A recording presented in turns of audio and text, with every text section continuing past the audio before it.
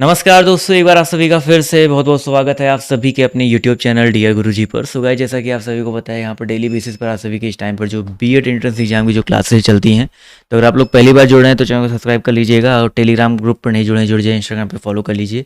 हमारा जो official app है डियर गुरुजी, इसको जो है डाउनलोड करना बिल्कुल भी ना भूलिएगा।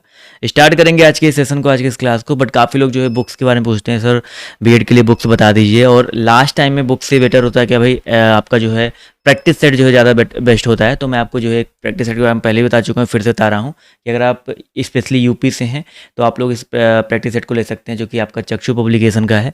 और ये जो आपका प्रैक्टिस सेट है, यहाँ पर आपको 15 प्रैक्टिस सेट के साथ साथ 5 जो सॉल्व पेपर यानी कि प्रीवियस ईयर के 2017 से लेकर 2021 तक ये आपको यहाँ पर देखने को मिल जाएंगे। 3900 प्लस जो आपको यहाँ पर बहुकल पेपर्स इसमें देखने को मिल जाएंगे। इसके बात करते हैं, कुछ आपको मैं पेजेस दिखा देता हूँ जिससे आपको एक आइडिया लग जाए। जब भी आप कोई बुक लेने जाओ तो आपको आइडिया लग जाए कि भाई आपको बुक कौन सी लेनी है। लिंक मैं आपको नीचे डिस्क्रिप्शन बॉक्स में कमेंट बॉक्स में दे रहा हूँ। आपको अमेजन का, फ्लिपकार्ट का ऑनलाइन भी ले सकते हैं और ऑफलाइन मार्केट में भी आप इसको दिखाकर, चक्षु पब्लिकेशन है और इसके अलावा यहाँ पर SRR पब्लिकेशन, इसको जरूर चेक कर लीजिएगा, ठीक है। इसके बाद साथियों, अगर हम बात करते हैं यहाँ पर इसके पहले पेज की बात करें तो यहाँ पर देखिए पहले पेज में इसका पूरा विषय सूची दिया गया है, 15 सेट और आपके 5 सॉल्व पेपर। और यहाँ पर जब भी आप कोई एक सेट हल करोगे, ठीक है, चाहे सॉल्व पेपर, चाहे आप प्रीवियस ईयर हल करते हो या कोई भी हल करते हो, तो यहाँ पर देखिए आपको क्वेश्चन दिए गए हैं। इसके अलावा इसका जो व्याख्या के साथ जो है इसका उत्तर जो है आपको व्याख्या के साथ जो है देखने को मिल जाएगा, ठीक है। तो अगर आपको इस बुक को परचेज करना है तो आज ही जो है क्योंकि अब टाइम आपके पास बहुत कम बचा है, तो आज ही जो है जाकर इसको परचेज करिए, क्योंकि नीचे लिंक दिया है। ऑनलाइन कर दोगे तो भी आपका एक दिन में आ जाएगा आपके लोकेशन के हिसाब से, या ऑफलाइन में आपको बता ही दिया है किस तरीके से आप इसको जो है देख सकते हैं। तो चलिए इसकी और चक्षु पब्लिकेशन कुछ और भी जो है बुक्स हैं, मैं आपको लास्ट में एक बार दिखा देता हूँ। जो आप बुक्स, अगर आप किसी और एग्जाम की तैयारी कर रहे हैं टीचिंग से रिलेटेड, तो आप लोग इन बुक्स को जाकर जो है मार्केट में ले सकते हैं, ठीक। तो चलिए स्टार्ट करते हैं आज के सेशन को, आज की इस क्लास को, और बढ़ते हैं आज की क्लास की तरफ। पहला क्वेश्चन देखिए आपके सामने क्या कह रहा है, पंचायत स्तर पर राज्य सरकार का प्रतिनिधित्व जो है कौन करता है। बढ़िया क्वेश्चन है और सब लोग यहाँ पर जो है जवाब देने का प्रयास जो है करेंगे। भाई पंचायत स्तर पर जो है राज्य जो सरकार है उसका प्रतिनिधित्व जो है कौन करता है। ग्राम सेवक, ग्राम मुखिया, सरपंच या आपका पंचायत समिति। तो यहाँ पर याद रखिए भाई ग्राम सेवक, ठीक है। ग्राम सेवक जो होता है ये करता है। तो ऑप्शन नंबर साथियों ए, जितने लोगों ने जवाब दिया है वो लोग यहाँ पर करेक्ट हो जाएंगे। अगला क्वेश्चन देखिए, कह रहा है लाल रक्त का आकार कैसा होता है, ठीक है। अभी पिछला क्वेश्चन और लेते हैं, कुछ डिटेल में इंपॉर्टेंट चीज़ जो है बताते हुए चलेंगे। भाई लाल रक्त की अगर हम बात करते हैं, इसका आकार जो है गोलाकार होता है, बहुत इंपॉर्टेंट है, याद रखिएगा। लाल रक्त जो होता है गोलाकार होता है। लाल रक्त कोशिकाओं और जो श्वेत रक्त कोशिकाएं होती हैं, इनके बीच का अनुपात कई बार आता है तो 600:1 होता है, ये चीज़ याद रखिएगा। इसके अलावा जो लाल रुधिर कोशिकाएं होती हैं, इनका जीवन काल 120 दिन होता है। कितना होता है? इनका जीवन काल 120 दिन होता है। जन्म के बाद जो है लाल रुधिर कोशिकाएं जो होती है लाल अस्थिमज्जा में बनती है, इस वजह से इनका नाम ही ये पड़ा है। ये पॉइंट याद रखिएगा, ठीक है। इसके अलावा अगर हम बात करते हैं पिछले क्वेश्चन में, देखो पंचायत स्तर, यहाँ से क्वेश्चन क्या क्या बन सकता है कि भाई जो पंचायती राज है वो किस संविधान संशोधन से संबंधित है। 73वां संविधान संशोधन से जो है आपका संबंधित है पंचायती राज। इसके अलावा जो 74वां था, इसमें जो आपका क्या था, संविधान संशोधन जो है न्यायपालिका से, नगर पालिका से संबंधित है। ये वाला नगर निगम की स्थापना जो है 1687 ईस्वी में हुई थी। ये चीज़ें आपके पेपर में बनती है तो उसको याद रखिएगा। अगला क्वेश्चन देखिए, कह रहा है सेब का कौन सा भाग खाने योग्य है। इंपॉर्टेंट बना लो भाई, इस तरह क्वेश्चन आपके पेपर में आता ही आता है। तो सेब का कौन सा भाग, तो याद रखिएगा मांसल पुष्पासन। ये जो भाग है आपका खाने योग्य होता है। तो जितने यहाँ पर जवाब दिए मांसल पुष्पासन, वो लोग यहाँ पर साथियों बिल्कुल करेक्ट हो जाएंगे। इसके अलावा अगर आपके पेपर में आता आलू का कौन सा भाग, तो आलू का जो खाने योग्य भाग होता है वो तना होता है, ठीक है। आलू को रूपांतरित तना भी कहते हैं। लीची का बहुत इंपॉर्टेंट है, बहुत कम लोग जानते होंगे, लीची का जो खाने योग्य भाग होता है उसको एरिल बोलते हैं। क्या बोलते हैं? एरिल कहते हैं। नारियल की बात करते बच्चा, नारियल का जो खाने योग्य भाग होता है उसको भ्रूणपोष बोलते हैं। क्या बोलते हैं भाई? भ्रूणपोष बोलते हैं, ये भी याद रखिएगा। इसी तरह अनानास होता है, अनानास जिसको बोलते हैं, अनानास ये बेकार में परेशान होता है। अनानास का जो होता है परिदल पुंज होता है। क्या होता है भाई? परिदल पुंज होता है, ये पॉइंट याद रखिएगा। ये पॉइंट जो है एकदम नोट डाउन कर लीजिएगा, याद रखिएगा, ठीक है। अगला क्वेश्चन है, बीजापुर को किस मुगल सम्राट ने मुगल साम्राज्य में मिलाया था। भाई बीजापुर को किस मुगल सम्राट ने मुगल साम्राज्य में जो है मिलाया था। 4 नंबर क्वेश्चन सब लोग बताते हुए चलिएगा। तो बीजापुर की अगर हम बात करते हैं तो औरंगजेब ने मिलाया था। किसने भाई? औरंगजेब ने, ठीक है। बीजापुर को औरंगजेब ने मिलाया था। तो ऑप्शन नंबर साथियों डी वाला करेक्ट रहेगा। अकबर ने क्या किया था? अकबर ने गुजरात विजय के बाद जो है फतेहपुर सीकरी की स्थापना की थी। इसके अलावा अकबर के शासन में की प्रमुख जो विशेषता थी वो मनसबदारी प्रथा थी। ठीक है, अगला क्वेश्चन है, किस मुगल बादशाह ने ब्रिटिश आश्रय को छोड़कर मराठों का संरक्षण जो है स्वीकार किया? किस मुगल बादशाह ने ब्रिटिश का आश्रय छोड़कर मराठों का जो संरक्षण है वो आपका स्वीकार किया था? 5 नंबर क्वेश्चन का जो सही उत्तर आपका क्या हो जाएगा भाई? तो अगर हम बात करते हैं 5 के बारे में, तो इसका जो सही उत्तर आपका हो जाएगा भाई यहाँ पर शाह आलम। ठीक है, शाह आलम की बात करते हैं तो एक ऐसा मुगल बादशाह था जो ब्रिटिश आश्रय को छोड़ करके मराठों का जो संरक्षण इसने स्वीकार किया था। तो ऑप्शन नंबर ए साथियों यहाँ पर जो है करेक्ट हो जाएगा। ठीक है, चलिए इसके अलावा अगर हम बात करते हैं अगले क्वेश्चन की, तो अगला क्या कह रहा है कि सर्वप्रथम किस व्यक्ति को भारत का गवर्नर जनरल है, गवर्नर जनरल का जो पद है उससे विभूषित किया गया था भाई? सर्वप्रथम जो है किसको किया गया था, कई बार आपको पढ़ाया गया है, तो विलियम बेंटिक।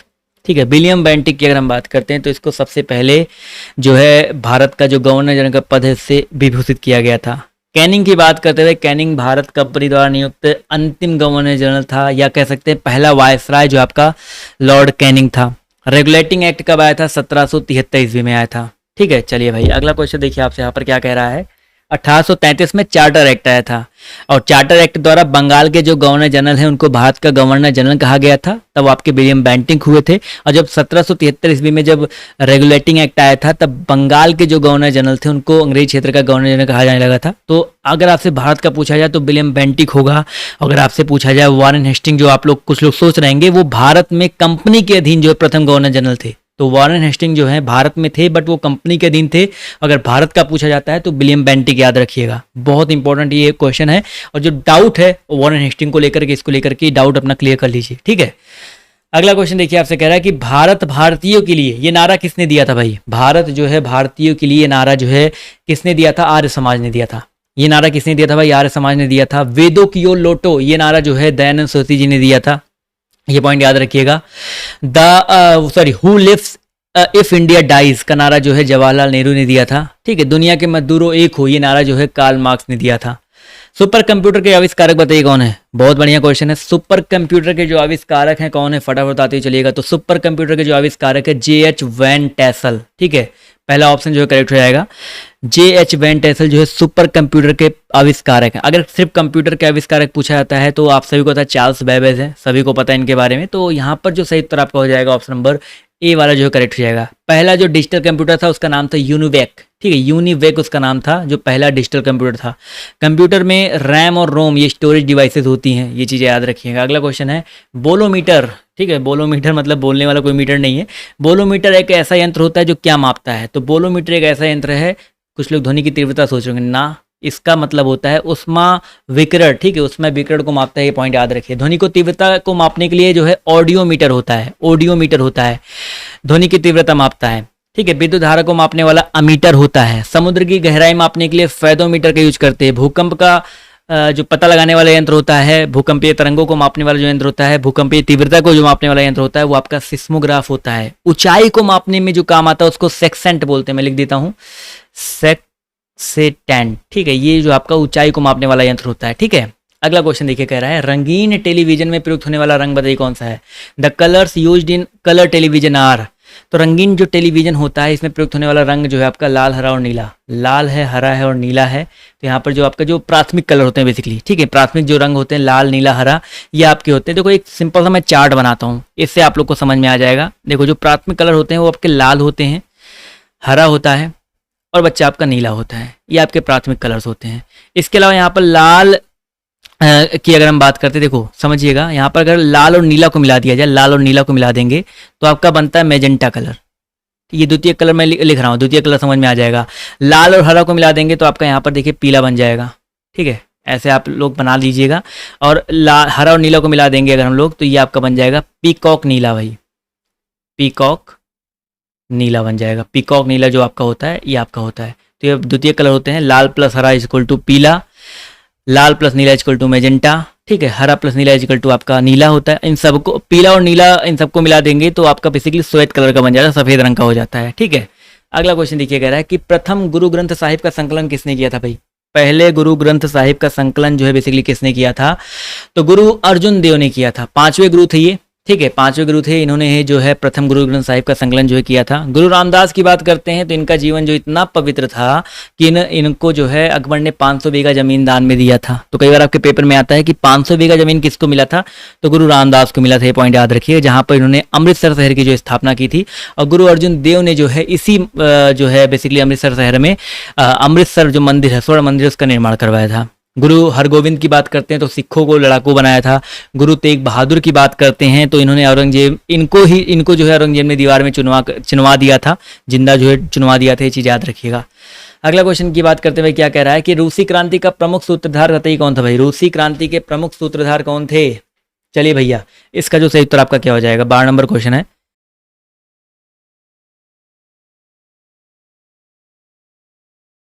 चलिए, रूसी क्रांति का प्रमुख सूत्रधार जो है कौन था, तो रूसी क्रांति के जो प्रमुख सूत्रधार थे लेनिन थे। क्या नाम था भाई? लेनिन नाम था, ये पॉइंट याद रखिए। तो बी ऑप्शन यहाँ पर जो है करेक्ट हो जाएगा। अगला क्वेश्चन है, ध्यान देखिए, क्षेत्रीय ग्रामीण बैंक की स्थापना जो है कब से हुई? क्षेत्रीय ग्रामीण बैंक की स्थापना जो आपकी कब से हुई? When was the regional rural bank established? 13 number question का जो सही उत्तर आपका क्या हो जाएगा भाई? 1975, 1975 से हुआ, माफ कीजिएगा। तो 1975 साथियों यहाँ पर जो करेक्ट हो जाएगा। अगला क्वेश्चन है, पहाड़ों की रानी जो है कौन है भाई? पहाड़ों की रानी किसको कहा जाता है? क्वेश्चन नंबर आपका यहाँ पर 14 दिया गया, सभी लोग बताते हुए चलेंगे। इसका जो सही उत्तर आपका क्या हो जाएगा? पहाड़ों की रानी की अगर हम बात करते हैं तो बच्चे याद रखिएगा, 14 नंबर क्वेश्चन का जो सही उत्तर आपका क्या हो जाएगा? पहाड़ों की रानी मसूरी को कहा जाता है। किसको भाई? मसूरी को कहते हैं भाई, ठीक है, उत्तराखंड में पड़ता है मसूरी, ये पॉइंट याद रखिएगा। K2 गार्डविन आस्टिन भारत की जो है ये कह सकते हैं भारत की जो सबसे ऊंची चोटी मानी जाती है। कंचनजंगा नेपाल भारत में सीमा पर सटा हुआ है। इसके अलावा नंदा देवी की बात करते हैं, ये भी भारत में ही है, इसकी ऊंचाई 7800 मीटर है। माउंट एवरेस्ट सबसे ऊंचा है जो कि आपका 8850 या 8849 मीटर के आसपास है। सबसे ज़्यादा ऊंचाई वाला जो है विश्व का है ये, और नेपाल में अवस्थित है। नेपाल में इसको सागर माथा के नाम से जानते हैं, भी याद रखिएगा। विश्व के प्रथम इलेक्ट्रॉनिक डिजिटल कंप्यूटर का नाम बताओ क्या भाई? विश्व का जो पहला इलेक्ट्रॉनिक डिजिटल कंप्यूटर उसका नाम क्या है? चलिए, सबसे किनारे, हाँ चलिए, 15 नंबर क्वेश्चन है, सबसे पहला जो इलेक्ट्रॉनिक डिजिटल कंप्यूटर उसका नाम है एनियॉक। ठीक है, सबसे देखो यूनिवेक जो मैंने बताया था वो सिर्फ डिजिटल कंप्यूटर है। अगर आपके पेपर में आता है कि भाई सबसे पहला इलेक्ट्रॉनिक डिजिटल कंप्यूटर कौन है भाई, तो एनियॉक, ENIAC आपका जो है पहला जो है इलेक्ट्रॉनिक डिजिटल कंप्यूटर है, ये पॉइंट याद रखिएगा। कंप्यूटर में प्रयुक्त होने वाला जो पहला IC चिप्स है वो सिलिकॉन का बना होता है, ये भी याद रखिएगा। अगला क्वेश्चन देखिए आपसे यहाँ पर क्या पूछा गया है कि पारे को जब कांच के बर्तन में रखा जाता है तो निम्नलिखित में निष्कर्ष होता है। यहाँ पर चलिए भाई, वो किसके जैसा दिखता है? मेनिस्कस होता है, थोड़ा सा टाइपिंग मिस्टेक है। तो पारे मतलब कुछ तुलना के पारे को अगर कांच के बर्तन में रखा जाता है तो याद रखिएगा वो किसके जैसा काम करता है, बेसिकली ये बताना है। तो उत्तल लेंस जैसा काम करेगा। वो किसके जैसा काम करेगा?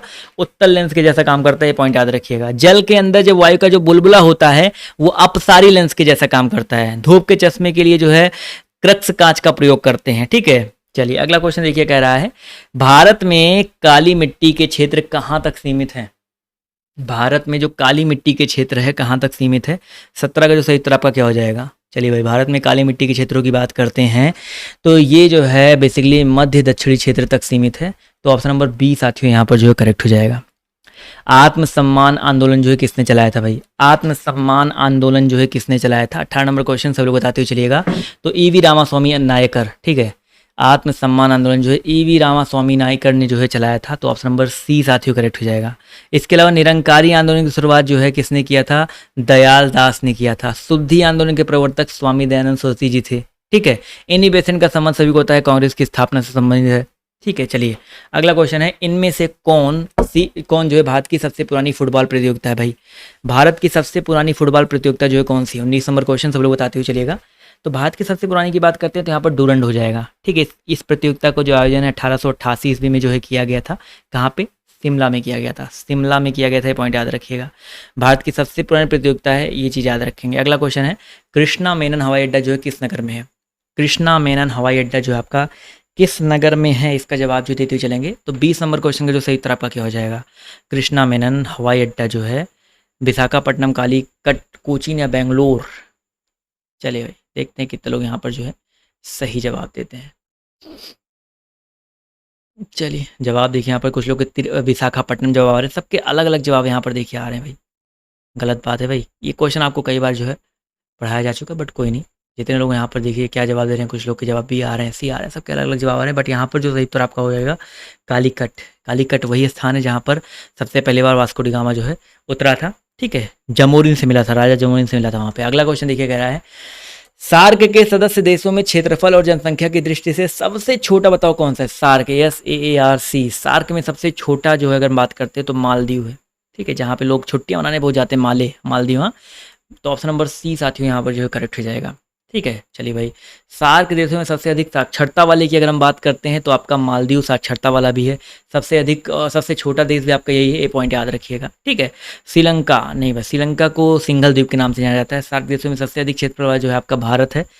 ठीक है, और इसका मुख्यालय कहाँ पे भाई, काठमांडू में। इसकी स्थापना कब हुई थी, 1985, 7 से 8 दिसंबर के बीच में हुआ था सार्क की स्थापना। जूनागढ़ अभिलेख, कई बार मैंने आपको पढ़ाया, जूनागढ़ अभिलेख की बात करते हैं तो ये किससे संबंधित है भाई। जूनागढ़ अभिलेख की बात करते हैं तो ये जो है आपका किससे संबंधित है, तो एरड़ प्रशस्ति छत्रप समुद्रगुप्त। तो यहाँ पर हम बात करते हैं जूनागढ़ अभिलेख के बारे में, तो यहाँ पर जो साथियों सही उत्तर आपका क्या हो जाएगा भाई, छत्रप रुद्रदामन से। ठीक है, रुद्रदामन से संबंधित है, तो ऑप्शन नंबर ए साथियों यहाँ पर जो है करेक्ट हो जाएगा। ठीक है, अगला क्वेश्चन है इनमें से किसमें हानिकारक निकोटिन की मात्रा सर्वाधिक होती है भाई। हानिकारक निकोटिन की मात्रा सर्वाधिक किसमें होता है, 23 नंबर क्वेश्चन सब लोग बताते हुए चलिएगा। तो 23 का जो सही उत्तर आपका क्या हो जाएगा, बिल्कुल सही बात है भाई, बीड़ी तंबाकू में सबसे ज़्यादा होता है, तो ऑप्शन नंबर सी साथियों यहाँ पर जो है करेक्ट हो जाएगा। ठीक है, अगला क्वेश्चन है सूर्य का द्रव्यमान किस दर से कम हो रहा है भाई। सूर्य का जो द्रव्यमान है किस दर से कम हो रहा है, at what rate is the mass of sun decreasing. 24 number question सब लोग बताते हुए चलिएगा। तो बी ऑप्शन 4 × 10, ये पावर 9 याद रखिएगा, 4 × 10⁻⁹ किलोग्राम प्रति सेकंड। इसकी दर से इसका द्रव्यमान सोचो, हर सेकंड में इतना द्रव्यमान इसका कम हो जा रहा है। तो इसका, लेकिन इतना परेशान मत हो, बहुत जल्दी समाप्त नहीं होगा, कई अरब साल लग जाएंगे इसको समाप्त होने में। तो बी ऑप्शन साथियों यहाँ पर करेक्ट हो जाएगा। अगला क्वेश्चन देखिए कह रहा है प्रसिद्ध अक्टूबर क्रांति जो है किस देश से संबंधित है। अक्टूबर क्रांति, बढ़िया क्वेश्चन है, सब लोग बताते हुए चलिएगा।